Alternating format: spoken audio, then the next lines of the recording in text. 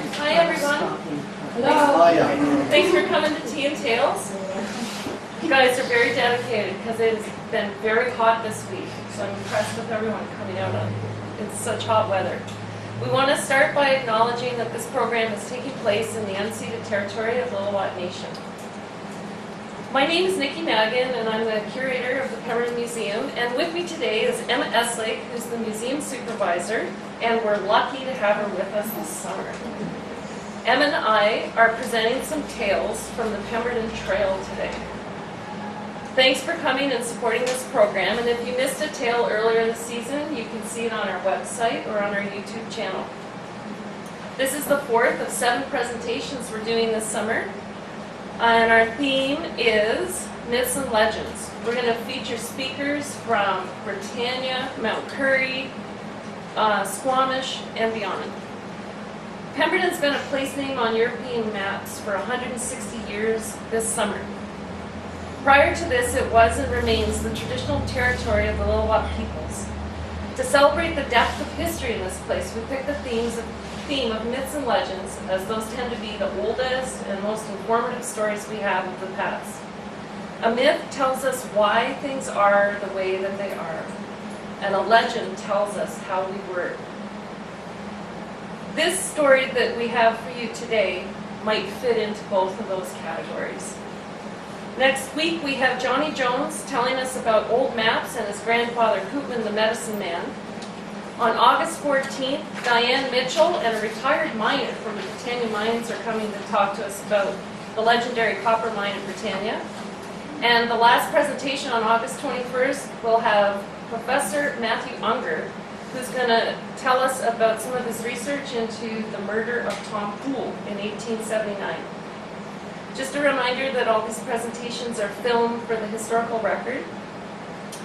And today I want to start with a quote from Sir Walter Scott. He says, "I cannot tell how the truth may be. I say the tale as it was told to me." This is our outline for our presentation today. We put this presentation together using materials from the archive and referencing the Pemberton History Book.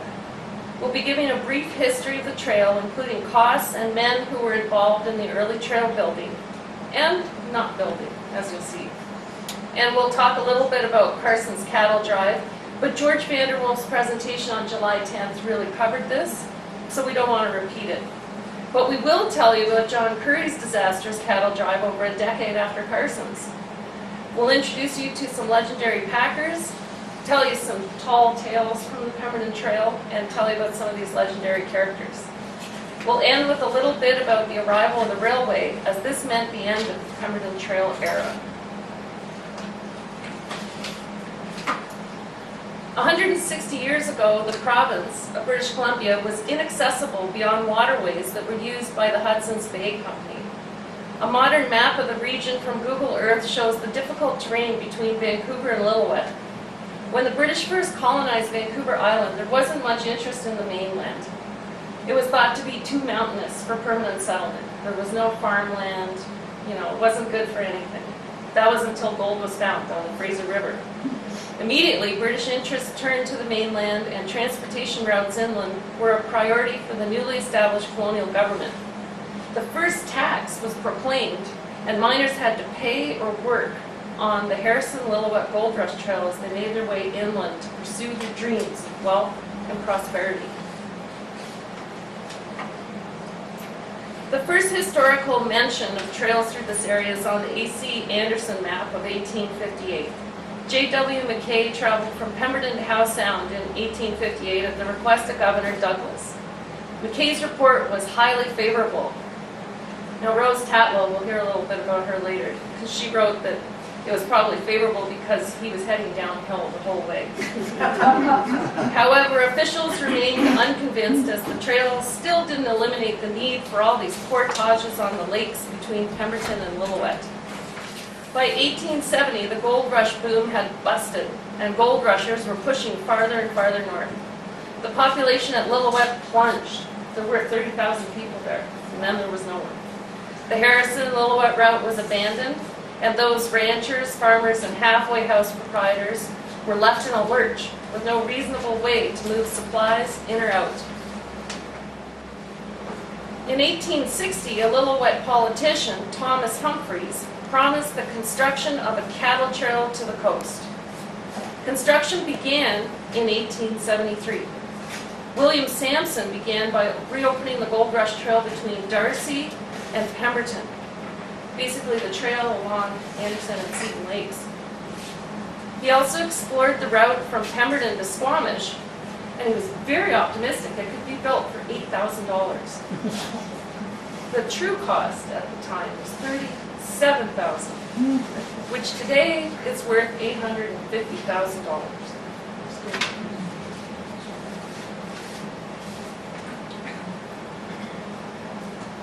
We looked in the archive and we found some notes from Margaret Faubourg about the cattle trail that were taken from Rose Tatlow's script for CBC.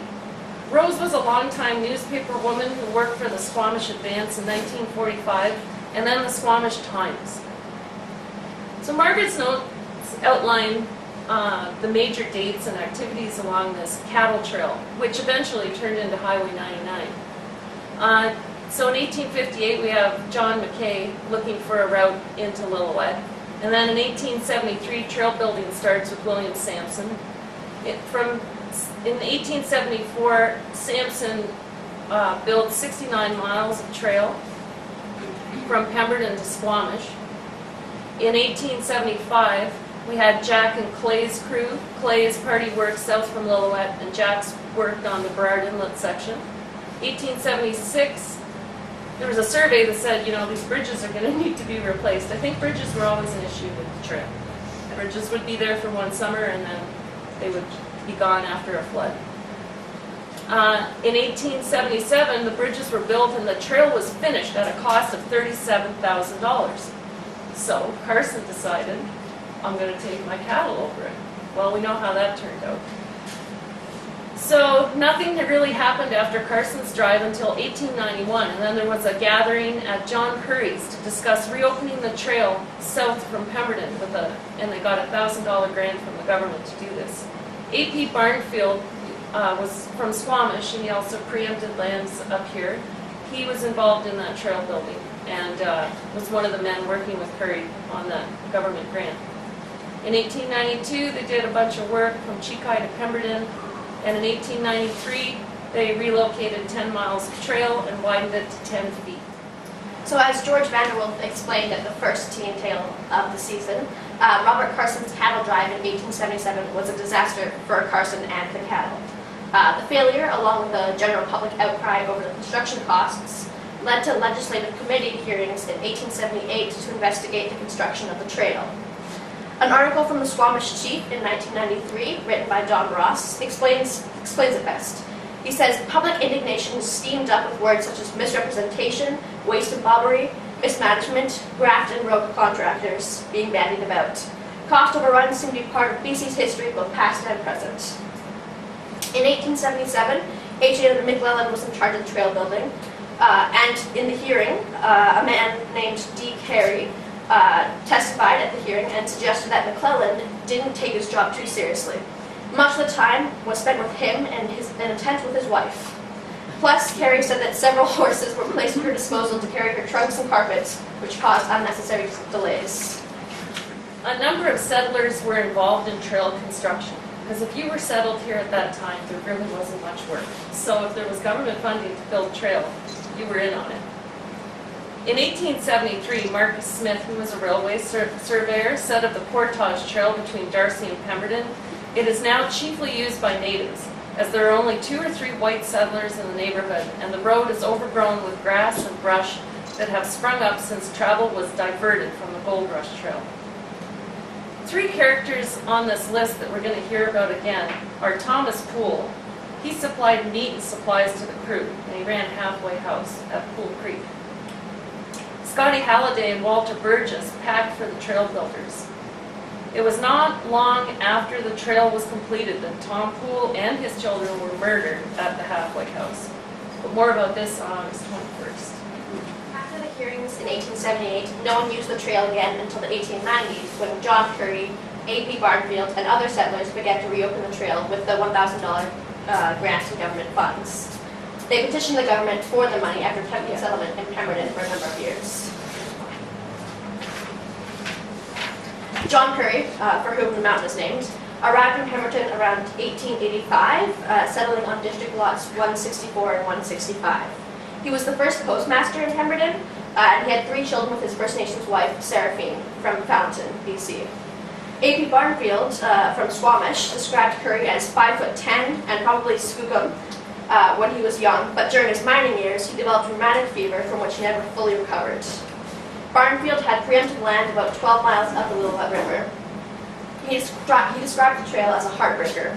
Even though they improved it in 1 or 2 places, he said it was no wonder nobody would use it. By 1891, Curry had 100 head of cattle and 6 horses, and the herds continued to grow until 6 years later when he decided to drive them over to Squamish on the improved trail.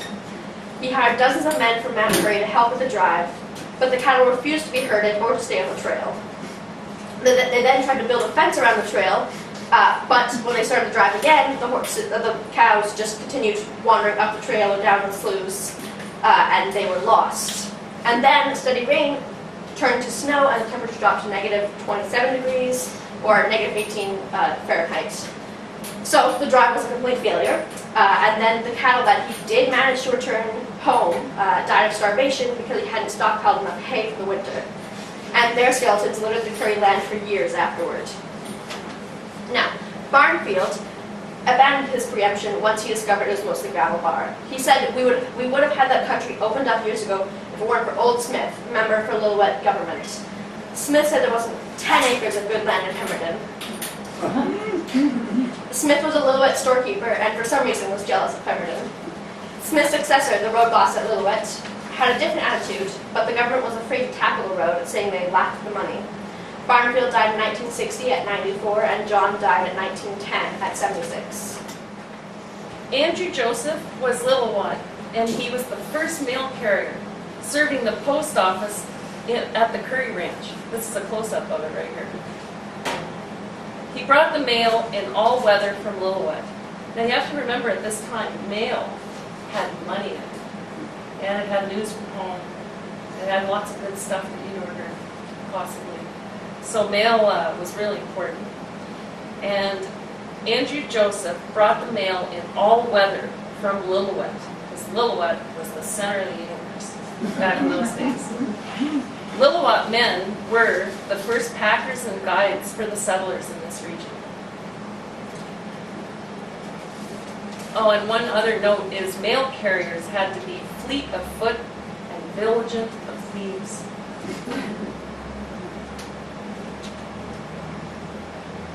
Felix Sam was a Lillooet man who was an early packer, famed for traveling long distances in a short time. In the history book, Clara Jones, an early settler, says, "Dear old Felix Sam carried the mail by horse, canoe, and snowshoes." Just to give you an idea of some of the perils of a mail carrier, there's another story that Bill Spetch tells about a different mail carrier named Bill Pascal. And it's a story about a holdup along the Portage Road at Ward's Farm. Bill Pascal was the mail carrier, and he picked up a man on the Portage. Riding toward Pemberton, they met a man with a rifle saying, "Now you hold your hands up." The rifle was pointed at Bill. While Bill was picking up the letter bags to hand them over, his passenger pulled out his own rifle and said, "Now you hold your hands up." The would-be bandit dropped his rifle, and Bill and his passenger rode on. I asked Bill if police ever got the bandit, and Bill said, "No, they never reported it. They would have taken our rifle." For long years, Felix Sam searched for the lost gold mine. Every summer until he was old, he used to work up the creeks and rivers with common headwaters, including the Sioux River, Rutherford Creek, the Rhine River, and Copper Creek. We have a picture of Felix in the Elder's image from the 1958 centennial of the province, and I believe this is Felix up on one of these mountains prospecting. Charlie Wallace was a packer on the Pemberton Trail and one of the first mail carriers. He packed for John Curry and John Mackenzie, who were some of the first storekeepers. In the history book, Charlie told of his 7-year experience carrying mail between Lillooet and Pemberton. He made the round trip twice a month and received $40 each time. In favorable conditions, you can make the 60-mile trip in 1 day. In winter, it could take 4 days to travel 15 miles. He remembers one such trip with 3 men heading from Lillooet to Darcy. No one had blankets or food.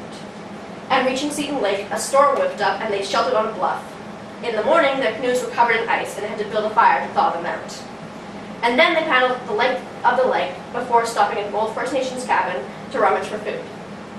All they found were some Saskatoon berries, but they were so hungry that they lit another fire and thawed them out as well. On the return trip, Seton Lake was frozen over, so Wallace made a sled to cross. At Shalaf, the ice was breaking up, so he hired horses to carry the mail to Anderson Lake, and the men paddled to Darcy. After 1891, the government decided, okay, well, we'll fund this trail. And they started giving small yearly grants that provided jobs for residents at either end of the trail to make improvements to the grade and to build bridges. Early packers started by packing for these trail building crews in the summer months. Talk of a railway arriving began in the early 1900s, and construction of the line started in 1911. The period of 1903 to 1914 saw the arrival of many new settlers who also required packers to bring supplies in. This period also saw 10 railway proposals set to go north to Prince George, and the mountain passes were crawling with surveyors and railway promoters. So, as we've been saying, several men made a living by packing, spending 3 days each way on the trail to Squamish. They packed for early storekeepers like John Curry, John Mackenzie, and Samuel Spetch. They also packed for trail construction crews, the provincial government, railway surveyors, settlers, and explorers. Ray Elliott was one of these early packers on the Pemberton Trail and was renowned for having the best saddle horse in the country. He arrived in Pemberton from Edmonton through Vancouver with guidance from Leonard Neal and Jim Ryan around 1899. In 1911, he petitioned the government to help build drainage infrastructure. He then married Margaret Mellish, a teacher at the Pemberton Meadows one-room school. Their son, Gordon, was born in Pemberton in 1920 and was a professor emeritus in English literature at SFU and the editor of the book Pemberton, History of a Settlement. In the history book, Claire Ryan remembers a trip on the trail with Ray and her aunt and uncle. The weather was terrible enough that she said she was so cold she could barely get off her horse. And when they stopped for the night at Daisy Lake, Ray and her uncle heated up a stone in the fire and put it in the bed she shared with her aunt, and they hugged it all night to keep warm. And children walked and rode the trail too, and Vivian Locken remembers it was a tiring trip on foot for a 12-year-old. Bert Perkins first came to the area in 1903 and was a packer on the Pemberton Trail. He packed supplies for the Britannia mine, and he worked for Charles Barber, who ran a logging show in Squamish. Charles Barber also had a preemption up here. He could walk from Brackendale to Pemberton in 1 day. He met his wife Edith at Jordan's Lodge in Creekside at Alta Lake, which is Whistler today. This is while he was packing on the trail. And they had 3 sons, Phil, Herbert, and Howard. In the early years, he alternated between logging in Squamish and trapping in Pemberton in between packing jobs. Camping at Narran Falls, he had a staring contest with a pack of 17 wolves across the river. He provided timber to build a trestle for the railroad. Once he loaded up a pack train with Fred Osman and Red Mahan with potatoes and turnips and set out to the Bridge River townships. The purpose of this trip was not just to promote Pemberton potatoes, but to demonstrate that a road could be built in between the 2 regions. He was summering in a cabin near Meager Creek when a slide blocked the creek and flooded their cabin. Bert was working to clear the dam when his wife told him, "Get out of the way!"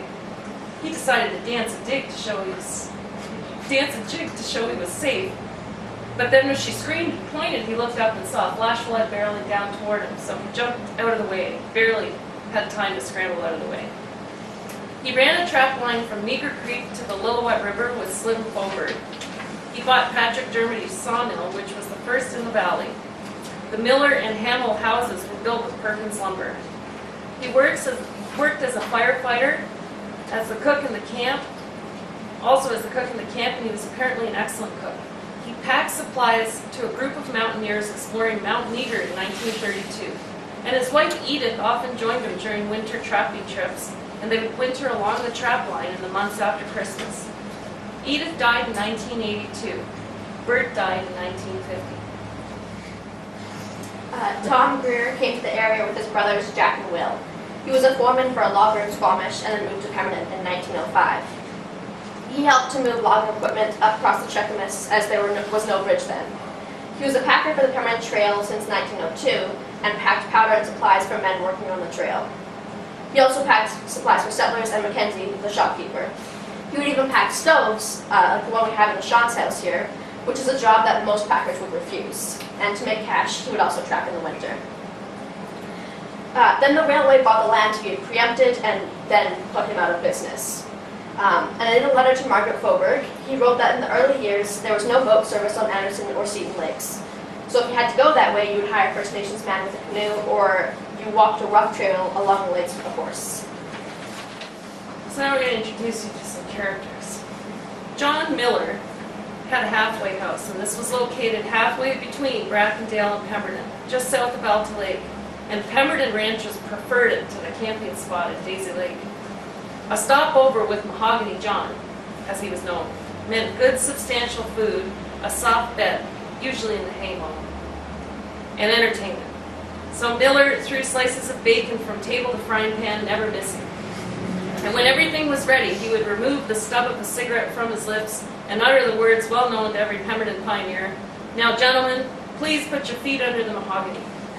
Myrtle Phillip and her husband Alex stopped here often, and she considered his pastry the best she'd ever eaten. John was described as being big-shouldered with a pointed mustache and a swarthy beard. He also had a booming voice, a flattened nose, and it was rumored that his gun had more than one notch on its handle. He banked his money under the oilcloth on the kitchen table. He made a yearly trip to Vancouver and usually ended up in jail following celebrations. With the coming of the railway, he headed north with his pack on his back, saying the country was getting too civilized. So, the Pemberton Trail was not for the faint of heart. The men who could walk from Brackendale to Pemberton were strong. Edward Adie, Felix Sam, and Bert Perkins among them. Perkins once set out on foot to raise a horse and rider from Pemberton to Squamish.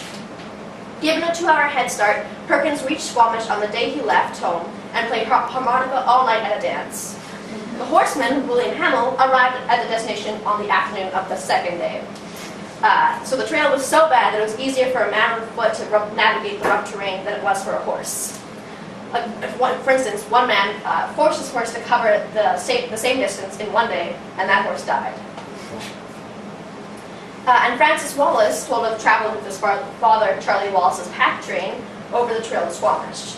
"I must have been tough," he said. "The hills were so steep that he had to hang onto the horse's tail to go up." On Myrtle Phillip Day 1974, 6 Mount Currie people came to honor their friend Myrtle: Charlie Mack, Harry Dan, Adam and Mary James, and Joe and Rosie Joseph. So on this day, Harry Dan shared stories about packing on the trail. He was only 10 years old when he started working for Billy Williams, who packed for the storekeeper Mackenzie. The trip took 3 days and he made it 4 times. 7 horses would be loaded with coal oil, and the little boy would stand under a can and support it while the load was being fastened. 7 more horses were loaded with sugar and flour. Then Dad would spread a blanket over the flour sacks and lie down and go to sleep, after stuffing the horse's bell with hay so he could get some quiet. Crossing the Sioux River might have been easy going down, but on the return trip, the water would be so wild that Williams would tie the child onto the horse's back. Felix Sam was a renowned runner on the trail. J.A. Tellifer remembers his first trip to Pemberton, where he spent a night in a cabin a short distance from the Cheakamus station. During the night, a man came in, lit a match, then flopped on the other bunk in the shack, and that was Felix Sam. He'd walked from the wharf at Squamish, and the next morning he left early and reached Pemberton that night. The trip was about 47 miles. So horses on the trail were often as well known as some of the packers. Pete Peterson was an early settler and a prospector, and he owned a beautiful black saddle horse that was blind. Pete was also known as One-Eyed Pete, as he himself was blind in one eye. Pete was often made night trips with no accidents despite the horse's blindness. And Pete was famed for saving the Green River Hotel when its liquor supply ran out in midwinter. He made a snowshoe trip over the trail carrying 5 gallons of whiskey, resting only against the tree trunks from Squamish to Green River Hotel. He went 40 miles in 2 days with no food or blankets, as they would have weighed him down too much. Rose Tatlow tells of another famous horse known as Whiskey Johnny. He was dun-colored and sway-backed and an honored member of any pack train he accompanied. His sole duty was carrying a specially constructed pack saddle for 2 casks, one of whiskey, the other of rum. These were equipped with spigots, and at every stop, Johnny was well patronized. During the winters, dog teams were also used to pack the mail, but we couldn't find any specific dogs mentioned. The Pemberton history book explains the development of the railway. As early as 1891, men incorporated a company to build a railway from the coast of Pemberton, but it wasn't a reality until October of 1914. In the beginning, the railwaymen planned to build the road just to haul timber out the Squamish Valley, but their charter provided for construction from Squamish all the way through to Lillooet, a run of 120 miles. By the end of 1907, 10 miles of line was surveyed. By the end of 1909, nearly 60 miles to Pemberton. In 1909, crews also began laying rail from Squamish to the Chekai River. Until 1916, men continued to repair both the Anderson and Seton Lake trails. In that same year, railway construction destroyed the trail along Seton Lake. 2 years before, the Pacific Great Eastern Railway had replaced the Pemberton Trail and in fact had obliterated parts of it and parts of the Portage Trail. A.P. Barnfield says the railwaymen laid their ties and steel on the nice level stretches of the trail that they worked so hard to create.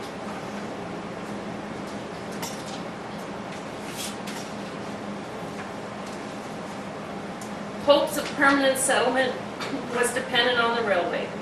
For Pemberton people, the first real evidence of the coming of the railway came with the building of a rough road from Squamish, a road needed for teams working on construction and for hauling supplies of all kinds. Alan Fraser recalls that before he started down the steepest hills, he tied himself to his Democrat wagon. Once construction started, travelers had a wider choice of stopping places. They could spend the night at railway camps. The storekeeper, John Mackenzie, sold his store to Frank and Faye Brokaw, and we have archived pictures titled PGE Construction Road featuring the Brokaw cousins. The photograph here reads over Bear Mountain, near the railway bridge over the Cheakamus. Faye and Gladys Blakeway tell a story in the history book about riding south from Pemberton. Faye was armed with a revolver when they stayed overnight at one of these construction camps. By 1912, walkers, horseback riders, or stagecoach passengers could board a swift gasoline passenger boat for the trip north to Seton. The Portage Road has been improved, and 50 miles of road was improved within the Pemberton Valley under road foreman James Punch. The road connected the upper valley to Mount Currie. There was a bridge at the end of the Pemberton Farm Road called the Red Bridge, and travelers traveled the road down this side of the river 100 years ago. Harvey Nelson's Hill was a memorable feature. Sadly, the arrival of the railway put packers out of business, and the era of the Pemberton Trail came to a close. Some of the packers moved on, but many settled. Lillooet men continued to pack for government officials, prospectors, and travelers through the territory where the railroad couldn't take you. To end today, we wanted to share a couple more quotes from the history book that better explains the beauty of the trail. Wildlife along the route was more plentiful than it is today. Willie Curry and Bill Spetch used to find Alta Lake alive with fish, and sometimes heard loons calling or wolves howling when passing Daisy Lake. B.B. Ruddock remembers the lovely woods she rode through when she was a child in the month of May. James Lansborough remembers the home run along the west side of Green Lake and down the Green River Valley. He mentions the remarkable flowers and said the trail is bordered by kinnikinick, lupins, and thimbleberries. Here and there, huckleberries tempt the packer so that he has to hurry to catch up. He also described the trail in the summer like a trench bordered by high grass, thimbleberries, raspberries, rose bushes, and bracken. In such dense growth, it was very difficult to find a horse without a bell. So, what we covered today is we told you a little bit about the Pemberton Trail history, and we tried to focus on some of the characters and the legends that are associated with the trail. Thanks for listening today. Do you guys have any questions?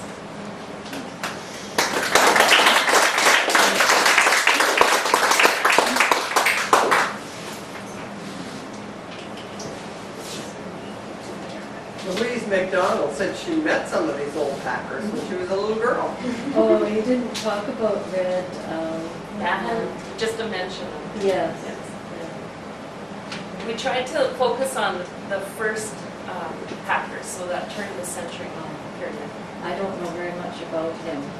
My dad knew him, and I guess the Packers, when they hit Vancouver, they would stay in the old hotels and these. They partied with John Miller. And my dad would take me down, and we'd sit in this old hotel room, and Red would be there, and he'd say, come and sit by me, Louise, and there would be all these men with lots of hair. That's what I remember, just big, thick beards. Does anyone else have any comments about packers in Pemberton? They don't. Because we're not really packing experts. I know how to pack a suitcase. That's about as far as I can go. Alan? A couple of stories that Lex Ross passed along to me that would fit in nicely. One of them, and I don't think there's any of the Perkins family here, but one of them was one of Bert Perkins' trips to Squamish. And not only did he cover the trail in one day, but his intention was to go to a dance that night. And you may have heard this story. When he got there, apparently his gal was dancing with someone else, and that led to fisticuffs immediately. So I guess after you'd walked 60 miles or ran to get to a dance, you weren't going to take no for an answer.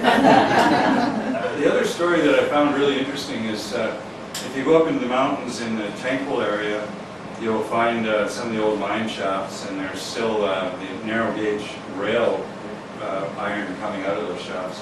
So Lex asked Bill Spetch at one point how in the world they managed to pack those, I believe they're 10-foot sections of railway steel up into the mountains, because you can picture a horse trying to go around a switchback with these. And so there was a simple solution, but it indicates just how well trained the horses were. Bill said that he simply tied one rail on each side and some sort of yoke in the middle, and the horse dragged that rail as well as probably some stuff he had in his back. So he dragged those rails up around those switchbacks to get up. So I've done some packing, but I've never seen anybody try to take on something like that, and I thought that was a real interesting little note to have. It's too bad Lex isn't here. He probably has a gazillion other stories to add to that.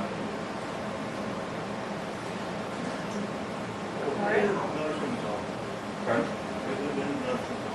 The Millers moved, my grandfather moved here in 1915, the railway was just finished. So that's when they settled up there.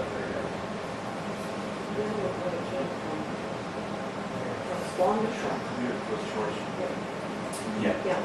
Because I think what, Was that 58, 59, that the railroad came right through? Yes. Yeah, because before that you took ferry to Squamish and then Pemberton and then Yes. I think it was 57, 58. 58, 59, because her daughter was born in 58, there was no railroad yet. Howard Perkins' daughter works in the library in Maryland. She knows a few stories. Yeah, and you saw that how Edith lived to 1982 and Bird died in 1950. His heart gave up. No No doubt. surprise. Yeah, we really enjoyed researching this. The museum archives is really a treasure trove of gems that, you know, it's the stuff underneath the history book when you get into the actual notes that were taken to put these stories together in the history book.